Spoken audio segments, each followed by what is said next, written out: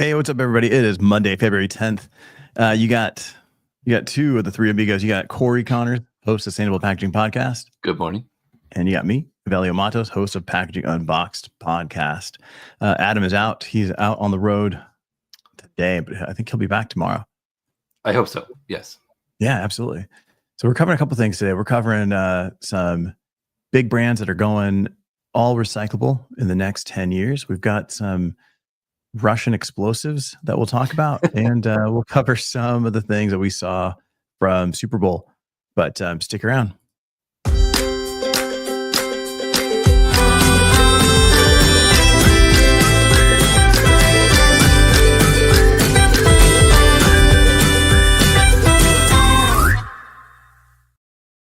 All right, man. So what do we got going first? Did you watch this game thing yesterday? Quite a game. Really disappointed in the football, but I thought some of the ads were pretty good. I think you're right. The luster has worn off of the Super Bowl ad, it seems like, and it's a lot of people aren't taking it as seriously as an opportunity. But there were some really great ads. I thought there were some really funny ads that you could tell that they really put in the effort, and I think they were memorable, more memorable than in years past. You think? Yeah. I thought they were terrible. I thought all the ads were terrible. And here's why. Yeah. We see so much content every day. Yeah. Obviously, this content is amazing. But you see so much it's the content. You see so many ads. You are flooded with great creative. And it could be like some random Joe with no budget just making something really funny on TikTok or Instagram or wherever you're seeing, even here on LinkedIn. And then you compare it to somebody that just spent, $15-20 million to create an ad where Ben Affleck, emphasizes his Boston accent. Plus $8 million to air it. Yeah. Yeah. Plus all the talent, right? I saw a thing yesterday. It said the first commercial cost for the Super Bowl was $40,000 59 years ago. And now that's grown to $8 million. I think that's for 30 seconds, which is incredible. It's insane. Yeah. Chris loved the tag football ad. That's where the girl basically shows up all the Chads. And that was good. I like that one too. I've got two girls, so I thought it was kind of cool from that perspective. But is it worth could that ad have run anywhere else and been just as impactful? I think so. Maybe. I think today eyeballs are everywhere else. Mm-hmm. I think you got more eyeballs on TikTok and social than you do on a football game anymore.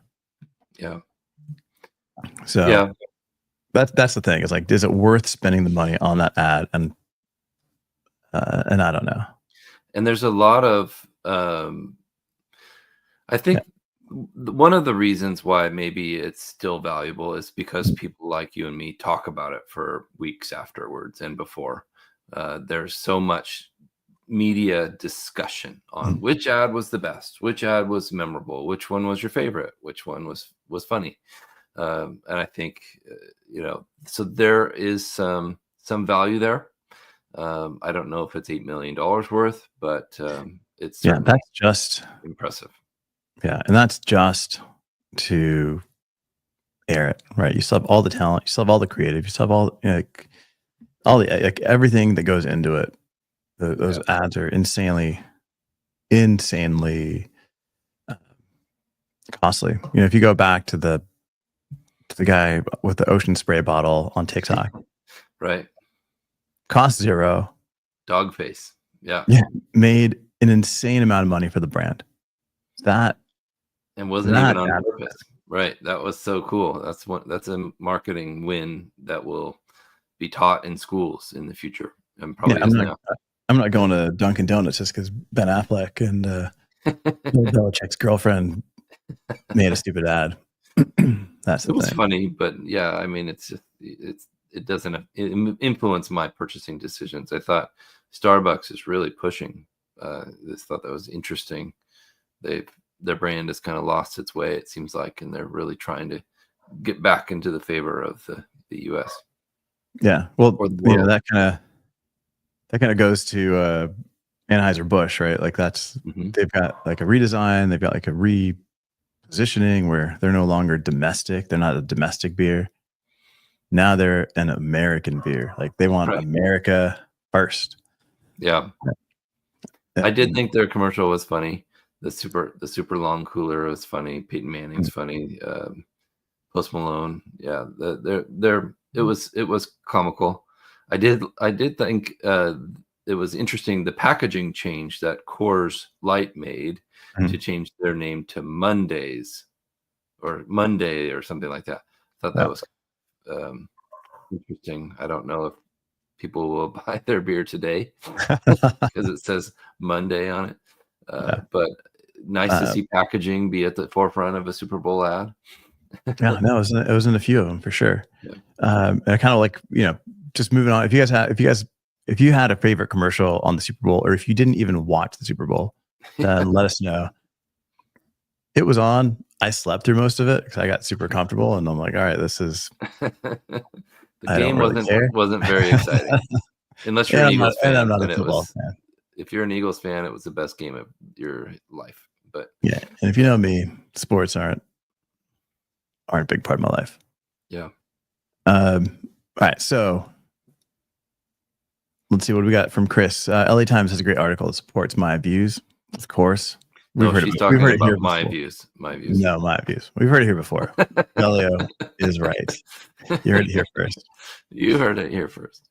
All right, so this thing popped up today, and it's Unilever pledges to make all of their plastic packaging recyclable by 2035.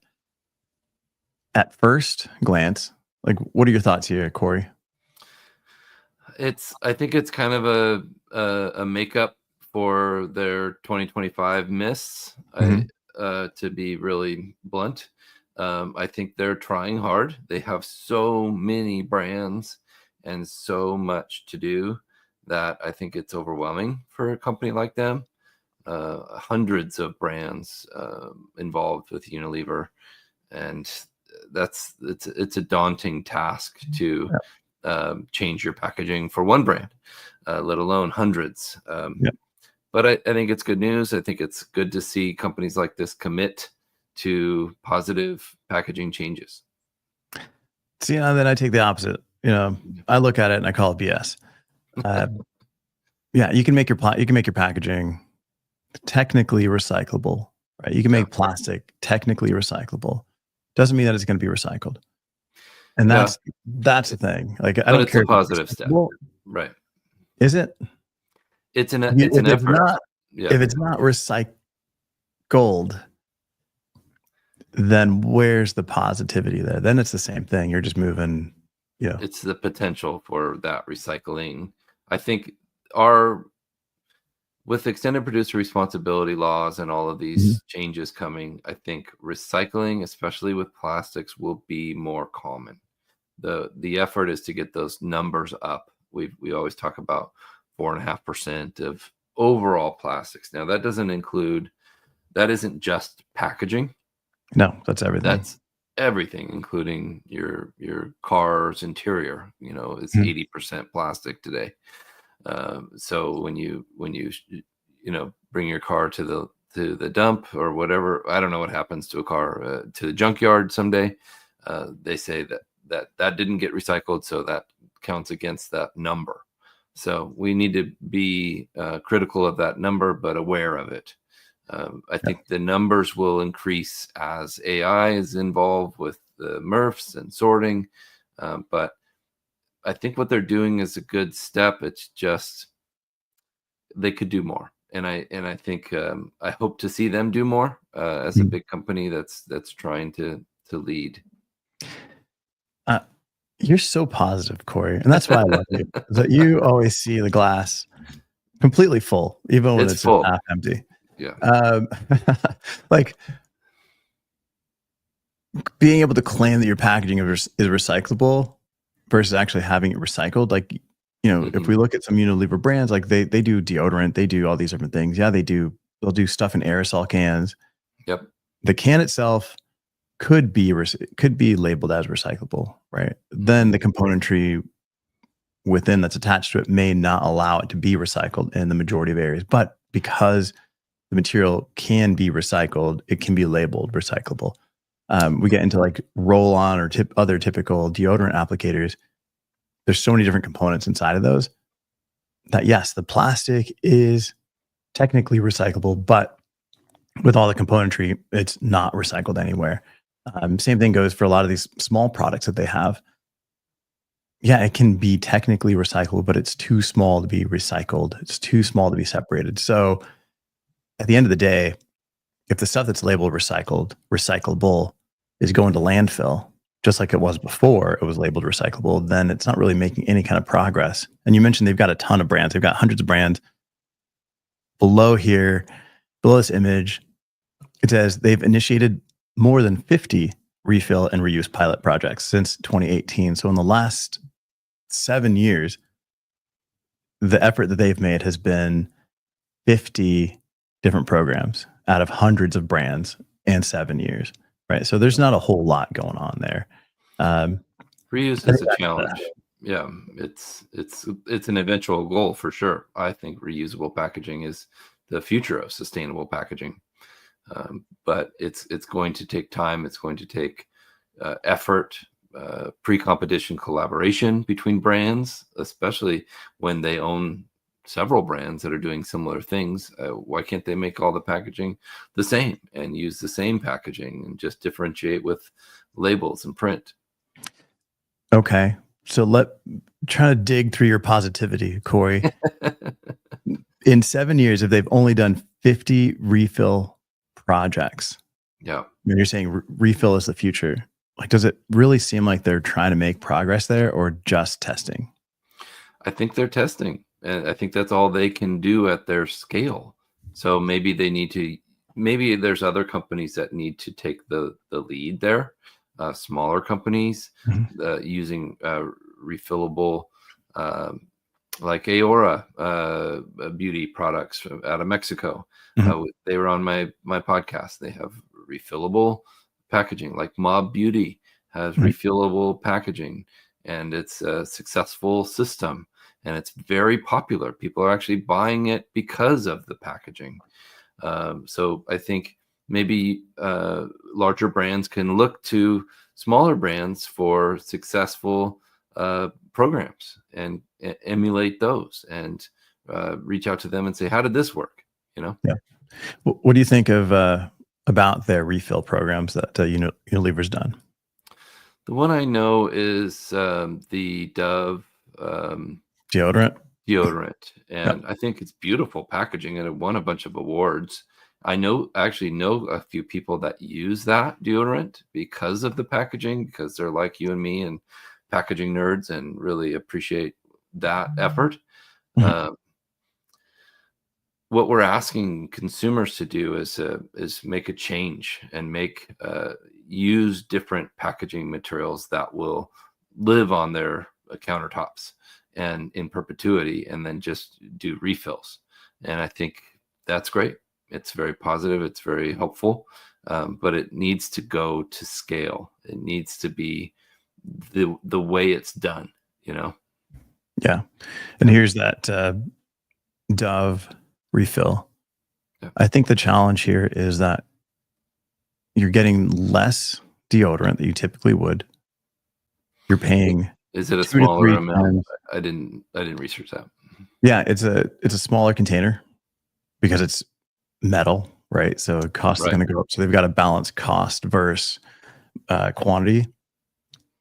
So you're getting less deodorant. You're paying 3 to 4 times more for the initial pack.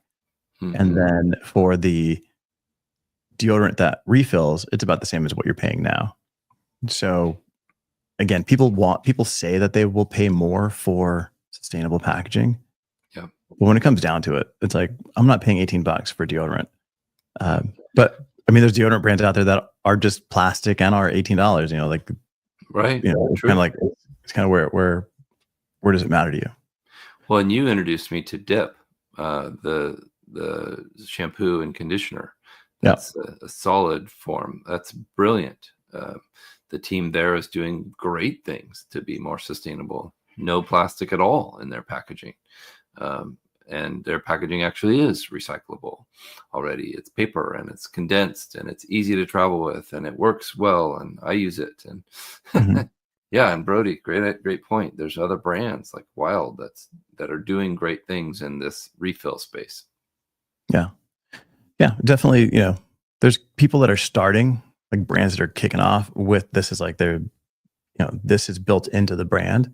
I think retrofitting some of these brands that exist today into refill is the challenge, right? Because we're used to paying $3 for a deodorant or $5 for a deodorant, and then it's like, okay, we're going to go to refill. Now it's $15 for the initial one, and then $3 for everyone after that. That's a tough shift with everyday consumers, right? If I want to Especially pay, when budgets are tight. Yeah. yeah, if I want to pay that much, I'm just going to pay that much for a better brand, for a better product, not an everyday product. Hmm. Yeah, They've got in a some little areas it refill. works. Yeah. Yeah. Yeah, Like in yeah, France, I know France and Japan, uh, Loop is very successful, and mhm, people love what they're doing, and it's become a mainstay in at Aldi stores and I think several different retail stores in France and Japan. But there, it's a cultural difference. They're used to it. yeah, They have they're used to recycling and reuse and refill, and in Germany they've been using refillable reusable beer bottles forever, like I don't know how long, many years, and it's very successful. And grandpa would take his empty bottles back to the local pub and he would get another case of new ones, yeah, and that was just the way that it worked. And it's going to take time. In Mexico they have reusable Coca-Cola bottles and they're glass, and it's brilliant system. It works.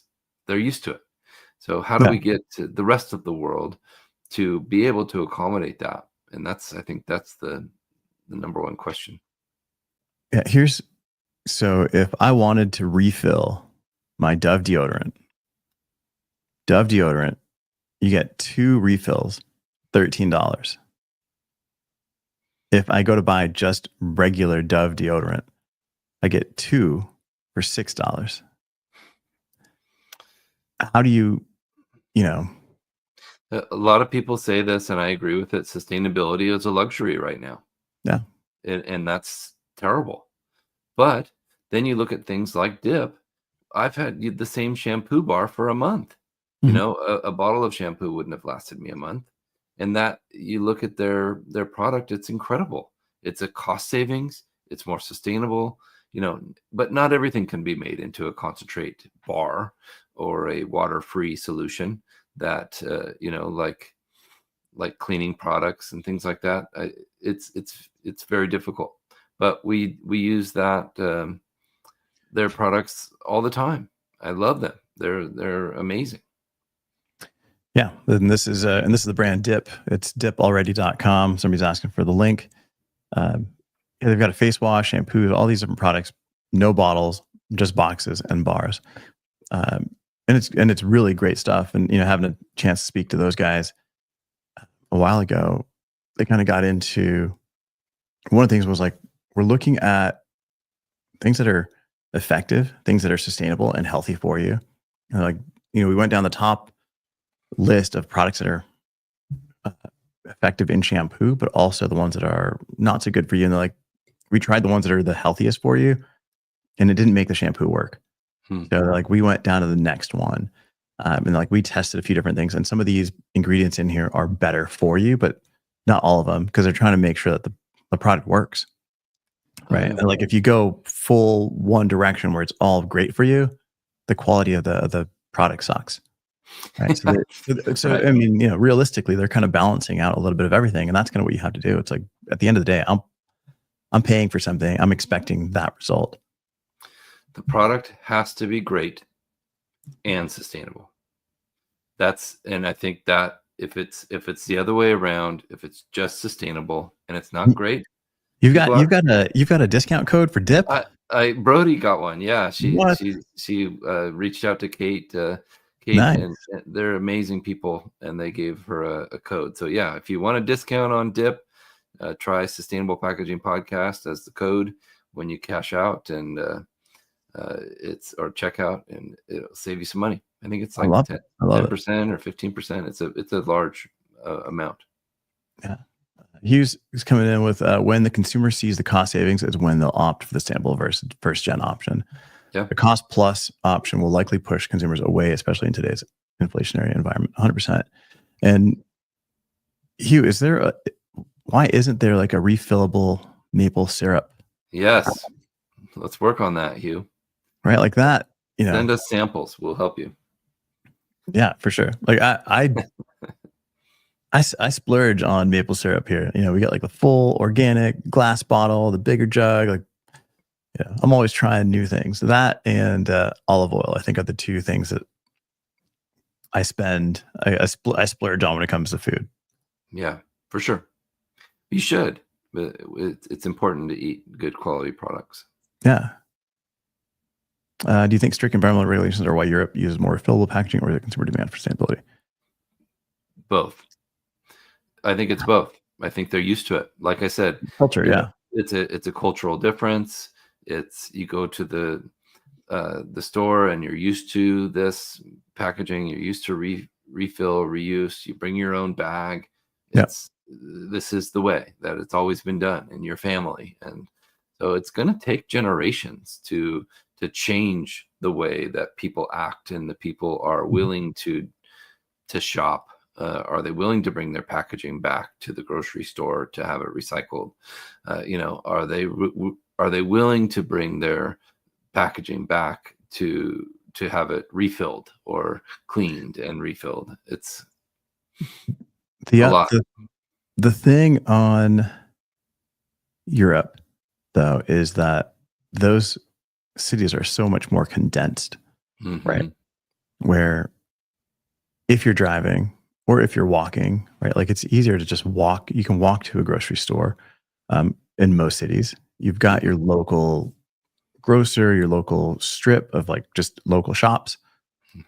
Walking out of your house to these things, it's a planned event, right? You bring your cart, you bring your stuff, and you can do it. Here in the US, that's a great point. Right? You order online, you go pick up. You're like, I don't have time to bring all these containers back. People don't even use reusable bags here. I don't know. It's a challenge. I think culturally it makes sense there. Here we're still asking for a little bit too much, and there's got to be a better way to do it here, I think. There does. And how do we make our cities more walkable? How do we make our societies easier to access? High-speed trains everywhere in Europe. It's just incredible as an American to go to Paris and to be able to take a train anywhere almost. It's an awesome experience, but it shows how far we are away in the US from a more efficient and a better way to travel. You'd see people with a grocery bag on the train, and that's all they needed for that day, or they just buy groceries, like you told me many times. They buy groceries for a day or two, or maybe 3, and because they live in much smaller apartments or condos, and it's a different lifestyle. I told some people and some of the younger people and the future leaders of Paris Packaging Week dinner about how they asked if we could have a barbecue at our house, and they thought that was so cool that I had a barbecue in my backyard, and then I had enough room to bring friends and family over. They don't have that, and it's a very different lifestyle. Yeah, no, absolutely. I mean, just taking the train from Paris to London, that was insane. Like I ended up right in the middle of like the Bond Street area, and I'm ready to roll. It was 2 hours. Yeah, it was 2 hours. It was super Amazing. quick, and definitely, Hugh says here, prefer trains to planes. Yeah, me It too. was it was like being on a plane, and it was nice. Yeah. It was super, super Comfortable quick. seats. It's quiet. It's surprisingly quiet, although it can be very shocking. I remember going to uh, rugby to see the Lorax facility, Mhm. and when the other train would come the other way, it's like whoa! Yeah. You just I was the only one in the train car that jumped. Everybody's like You know, tourist. yeah, yeah, rookie, new guy. But Yeah. No, that's once you funny. get used to it, it's an awesome way to travel. Yeah. I think, definitely if you're a brand, if you're a brand and you're still listening to this thing 25 minutes in, if you're anybody still listening to this thing, um, and you're looking to move into refillable, right? Looking for ways to make your packaging a little bit more sustainable. Like, you can reach out to either one of us. Anyone in the comments here will happily recommend somebody that you can go to and partner with. But one thing that I always say is, like, sustainability doesn't have one answer. It's not one meaning for every single brand. It really depends on what your particular goals are and what your consumers' goals are. Yeah, well said. And I just launched a new podcast. The second time Tom Zacky's been on, Mhm. he is talking about the latest in refill and the latest with the new U.S. administration. How that he thinks that's going to affect Mhm. the community of sustainable packaging. He had some really positive things to say about what's potential. So check out the Sustainable Packaging podcast this week. Hey, last 2 minutes. I got to ask you. I don't know why we didn't start off with this thing. Yes. There was um, there was a post, a new Trump signature on paper straws and going back to plastic and plastic, plastic, plastic, baby. What are we doing? How do you feel? Drill, baby, drill, right? Yeah. Yeah. Well, I've always thought paper straws were a really bad idea. Yeah. And I think, um, you know, uh, reusable straws is the only way we should be doing things. They're very washable. I've got Mhm. dozens of reusable metal and bamboo straws in my house for all the different drinks my family likes. I personally don't care about straws. I don't like them. I don't need them. I don't use them. But for people that do, they're very important. So I think straws should be reusable. Mhm. You shouldn't get half a dozen straws dropped on your table when you go to a restaurant. I Yeah, think because they're that, paper and they know that they're going to fail. yeah, right, exactly. And so if you need a straw, use a metal one. Bring your own. They're not expensive, and I'm you even can, okay with the plastic ones. Like, yeah, I, you know, I've had the same straw, I think, for the last almost 3 years now, and it was yeah, just like a regular, just like a green straw that I got at some drink place, not even a yeah. Starbucks one. It was like I brought it home and it ended up on my counter, and then I had a conversation with Chris Armit, who is a friend of the show, I guess you would call it.